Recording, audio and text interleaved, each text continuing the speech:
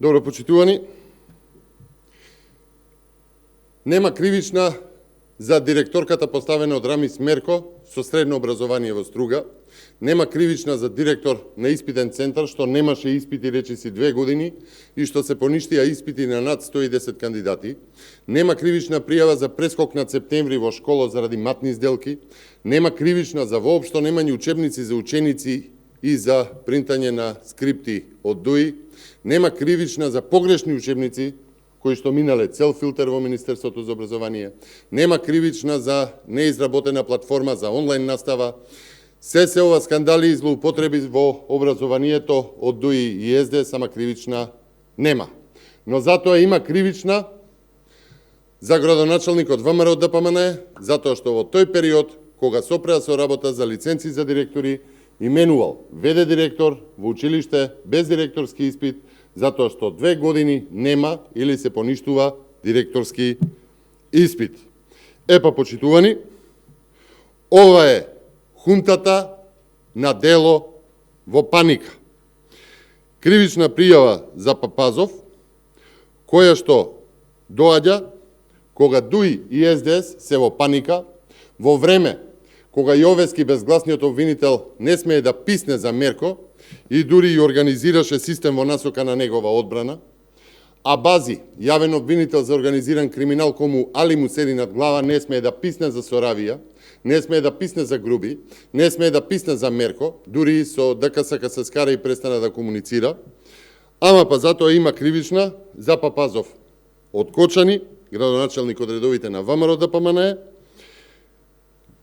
и тоа од главниот на пасошкото мафијашко оделение Оливер Спасовски, кој што поднесува кривична за градоначалник од редовите на ВМРО ДПМН, Оливер Спасовски, човекот кој што посакува кандидатура за председател на државата.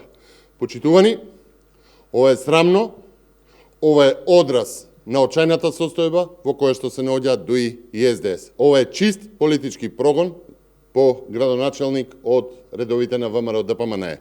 Ги боли градоначалникот на Кочани Папазов затоа што работи, ги боли ВМРО ДПМН затоа што направи очигледна разлика, ги боли тоа што на над 85% од народот ги смета за најголема грешка и не поддржуваат уставни измени.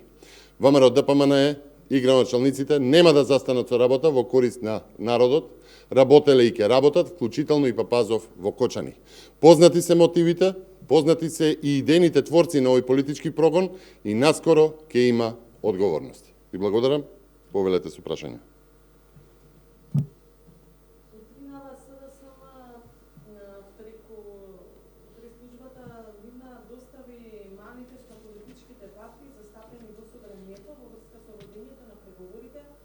за членство во Европската Унија, манифест, документ кој што го нудат како документ од владеачката коалиција на сите партии. Во него се реафирмира заложбата за Европската Унија, но и има одредени делови кои што се однесуваат на македонскиот јазик, односно дека владата нема да може да преговара во овој дел со Европската Унија, дека билатералните договори во врска со билатералните прашања нема да бидат обврзувачки во преговорите со Европската Унија и слично, при тоа се баре механизам за соработка помеѓу сите партии, независно дали се на власт или опозиција, дали за ВМРО ДПМН е прифатлив ваков документ, ваков национален консензус кој што веќе беше побаран и од Ковачевски негови.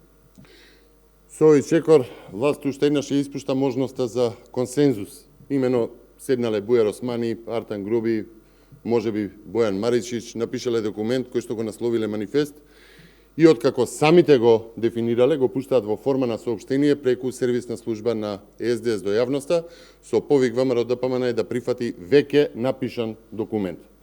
Освен тоа што со овој чекор тие признаваат дека не мрднале ниту милиметар во насока на остварување на стратешките интереси на државата, тие покажуваат и отсуство на целосен капацитет за градење на консензус. ВМРО ДПМН, откако официјално ќе го добие овој документ, ако воопшто има основа за разгледување, ќе го изанализира и ќе излезе со свој став. А ако ми дозволите, ќе одговорам и на прашање пристигнато од Канал 5. Прашање за став по однос на препораките од Европската комисија во однос на балансерот. Почитувани, после 22 години дуи на власт, за албанците многу потребно од балансерот е дуи да замине во опозиција. Ви благодарам. Други прашања имате? Нема. Ви благодарам.